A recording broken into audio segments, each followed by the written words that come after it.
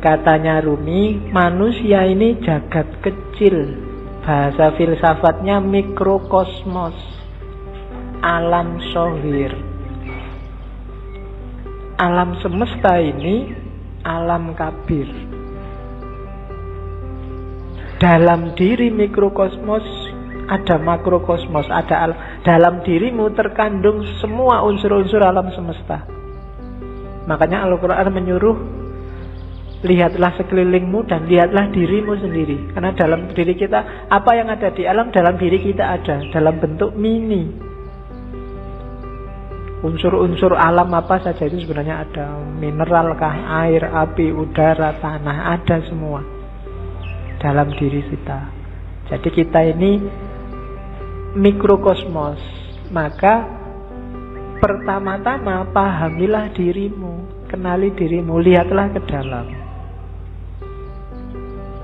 Nah, kalau sudah paham diri kita, kita akan paham alam semesta. Karena dalam diri kita ada seluruh alam semesta. Kalau kita sudah paham alam semesta, kita akan paham Allah. Karena alam semesta ini manifestasi dari sifat-sifat Allah semuanya, A sampai Z. Makanya ada hadis yang bilang, man arofa nafsahu faqad arofa rabbahu. Barang siapa kenal dirinya, dia akan kenal Tuhannya. Rumusnya apa? Dalam diri kita ada alam semesta, makrokosmos. Makanya kita disebut mikrokosmos. Begitu kita paham makrokosmos dan mikrokosmos, kita akan paham tentang Tuhan. Kenapa? Karena alam semesta ini isinya adalah manifestasi dari semua sifat-sifat Tuhan. Tuhan yang penyayang, Tuhan yang pemaaf, Tuhan yang teliti, Tuhan yang maha adil, dan seterusnya. Itu kan ada di alam semesta ini. Keadilannya, sayangnya, dan seterusnya itu kan bisa kita lihat di jagat besar, termasuk jagat kecil diri kita sendiri. Betapa telitinya Allah. Misalnya matahari itu kalau lebih dekat 10 cm aja dari bumi, bumi tidak akan kuat, dia akan terbakar dan kalian tidak bisa hidup. Atau dia lebih jauh 10 cm saja, bumi juga tidak akan ada kehidupan, pasti akan beku. Kok matahari bisa pas begitu? Itu ketelitian Allah. Tidak mungkin nggak sengaja. Itu iseng aja, Pak, nggak sengaja. Tidak, itu Allah yang teliti. Tubuhmu kan juga teliti. Sikunya pas gini, coba sikunya di sini mungkin kamu ya susah, ya kan? Kenapa yang tumbuh terus rambut ini kok nggak tumbuh terus? Kalau jenggot bisa panjang tapi ini nggak bisa panjang, dan seterusnya. Itu kan ketelitian Allah. Dalam alam sohir dan alam kabir, kamu bisa membaca semua tanda itu dan menemukan Allah dan memahami Allah. Maka man arofa nafsahu faqad arofa rabbahu. Jadi manusia sebagai mikrokosmos dan makrokosmos. Maka hakikatnya kita dan alam itu levelnya sama. Jangan mengeksploitasi alam, jangan merusak. Itu apa? Karena ini bagian dari kita. Termasuk dengan sesama. Kita dan masyarakat yang lain itu satu. Kita dan alam semesta itu satu. Hanya kita dalam bentuk mini. Oke, saya lanjutkan. Karena malam ini materinya agak banyak. Ini kalimat yang saya suka dari Rumi. Jangan engkau seperti iblis, hanya melihat air dan lumpur ketika memandang Adam. Lihatlah di balik lumpur beratus-ratus ribu taman yang indah. Kalimat ini menurut saya penting karena orang Indonesia hari ini cara berpikirnya landasannya adalah suudzon. Nganggap orang lain jelek, khususnya yang berbeda dengan dirinya. Kalau sudah benci, tidak ada baiknya sedikit pun. Itu disindir oleh Rumi. Orang kayak gini, kayak iblis yang melihat Adam hanya dari sisi air dan lumpurnya. Tidak melihat bahwa siapapun itu, kalau manusia, di balik yang fisik, yang kelihatan, mungkin yang kurang ajar, yang jahat, yang ada entitas ketuhanan. Ketika di Al-Quran Allah bilang wa nafakha fihi min ruhi, dan kutiupkan dalam diri manusia itu sebagian dari ruhku. Itu kan ya untuk semua manusia, tidak cuma untuk orang baik saja. Ya orang jahat ya ada ruhnya juga, yang bagian dari Allah. Hanya saja di orang-orang yang jahat, yang jelek ini, ruhnya Allah ini terhijab banyak sekali dia, sehingga tidak kelihatan, sehingga gelap. Tapi dia tetap manusia, harus ditolong. Tidak kayak iblis, dilihat jeleknya saja pokoknya. Nah, yang melihat jeleknya saja itu hanya melihat air dan lumpurnya Adam. Padahal Adam itu punya ribuan, ratusan ribu taman yang indah. Manusia itu indah. Kehidupan manusia juga indah. Ya kita sendiri yang sok-sok merusak dengan nafsunya tentunya ya. Hari ini kita sering jadi iblis. Kita ya jangan nunjuk orang lain. Biasanya nek wis benci kan terus gak ono api belas. Sejahat apapun orang, pasti ada sisi-sisi tertentu dalam hidupnya yang masih baik. Perampok, pembunuh itu kalau pas dia makan, ya ketika dia makan ini baik, wong dia memelihara jasad titipan Allah dalam dirinya. Waktu dia pulang, misalnya punya anak kecil terus dulang anaknya, itu ya baik.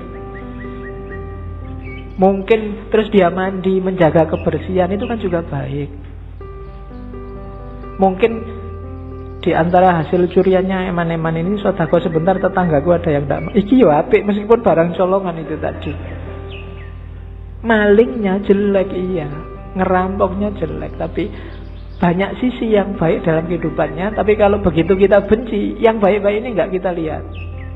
Sebaliknya kadang-kadang juga begitu kita suka, yang jelek-jelek nggak kita lihat. Nah, maka yang penting yang pertama, jangan kayak iblis ya, suka benci orang lain. Kalau ada orang tersesat, diingatkan. Kalau dia ngeyel, ya sudah, kan gitu rumusnya. Ada orang mau ke Jakarta kok jalannya ke timur, ya jangan dimarahi, jangan dipisu-pisui, dipukuli, kurang ajar kamu ke Jakarta kok ke timur, kan enggak. Ya mas, Jakarta itu ke barat, sampai kok jalan ke timur, ya suka-suka saya dong. Ya sudah, kan gitu aja. Hari ini kan kamu gitu, ada orang kamu anggap sesat, terus kamu marah-marahi, kamu pukuli, nggak ditunjukkan yang benar gimana. Tunjukkan ya, tugas kita kan cuma tabligh, sampaikan aja. Kalau nggak diterima ya sudah. Perkara nanti kamu kesasar mau ke Surabaya kok terus nyampe Banyuwangi, mau ke Jakarta nyampenya Banyuwangi, ya dinikmati saja, urusannya dia. Nah, yang penting kita jangan jadi iblis. Kalau ada orang beda, orang kita anggap sesat, terus kita lihat jeleknya saja. Terus ini penting juga, akal. Rumi termasuk orang yang memposisikan akal tidak sebagai puncak. Akal itu penting, tapi akal hanya transit. Akal harus dilampaui. Tidak boleh orang berhenti hanya di akal. Di Masnawi itu ada cerita yang mungkin sering dikutip orang, cerita ahli bahasa dan tukang perahu. Jadi ada ahli bahasa naik perahu sama tukang perahunya. Sambil naik perahu terus ngobrol, mas tukang perahu, sampean ngerti nggak kalimat majemuk itu apa? Nggak ngerti pak. Sampean sudah tua kalimat majemuk aja nggak ngerti, rugi sampean hidup itu. Sampean ngerti nggak kalimat sastra itu kayak gimana? Nggak tahu pak. Apalagi sampean sudah umur tua gini sastra aja nggak ngerti. Buat apa umur sampean dihabiskan? Sampean ngerti nggak? Pokoknya diajak ngobrol gitu, dimarahi terus, dilecehkan terus. Tiba-tiba terus ada badai, kapalnya mau tenggelam. Katanya yang punya perahu, waduh ini Pak, sampean bisa nggak berenang? Nggak bisa. Wah, sampean sampai tua berenang aja nggak bisa, ya wassalam, sampean mati, bye-bye, tak tinggal ya, sudah selesai. Ya. Nah, itu cerita ini terkenal, nanti variasinya macam-macam. Tapi ini Rumi mau nyindir bahwa ya bolehlah ada orang pinter, tapi sepinter-pinternya orang itu kan sesuai bidangnya. Yang pinter filsafat mungkin tidak ngerti sama sekali tentang fikih. Yang pinter fikih mungkin tidak ngerti tentang kalam. Yang teknik mungkin tidak ngerti tentang kedokteran. Sak jago-jagonya Habibie, kamu tanyain, Pak Habibie, ngerti nggak teorinya Ghazali tentang? Tidak ngerti dia. Oh, dia ilmunya penerbangan. Jadi, tidak. Maka orang pinter yang sombong itu janjinya orang bodoh. Sepinter apa sih dia? Ilmunya seluas apa sih? Tidak ada. Orang itu selalu pinternya fakultatif, sesuai fakultasnya masing-masing. Tidak ada ilmu universal. Makanya tidak ada kuliah di universitas, yang ada di fakultas. Universitas cuma mengkoordinir. Kalau digabung dari banyak fakultas, jadilah universitas. Kan logikanya begitu. Jadi cerita ini sebenarnya Rumi menyindir, sejago-jagonya akalmu hanya bisa menangkap sesuai pengalamanmu masing-masing. Tidak akan lebih dari itu. Tapi saya ngerti dunia luar angkasa loh Pak. Ya, paling kamu pernah baca buku tentang luar angkasa, kan itu aja. Filsafat saya juga ngerti, matematika juga ngerti. Yang kebetulan kamu ngalami membaca atau ngalami belajar. Yang tidak ya enggak. Sokrates mungkin orang paling pinter, tapi sama istrinya urusan nyambel apa urusan bikin sayur itu tetap menang istrinya. Ya kan? Sepinter apapun Immanuel kan, kalau bannya bocor, kan ada cerita satu ketika Immanuel kan bannya bocor, sadelnya patah. Begitu nyampe di tukang sadel, Immanuel kan ingin nguji yang punya, tukang sadel tolong saya dibikinin sadel yang pakai rumus trigonometri plus 2 kali. Dari tukang sadel tidak bisa saya. Kalau sadel biasa bisa, kalau pakai rumus macam-macam tidak bisa. Ya memang beda ilmunya. Jadi yang pertama catatannya akal itu tidak segalanya.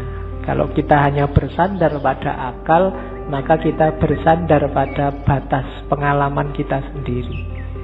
Karena sejauh apapun ilmu kita, ya sebatas yang pernah kita alami.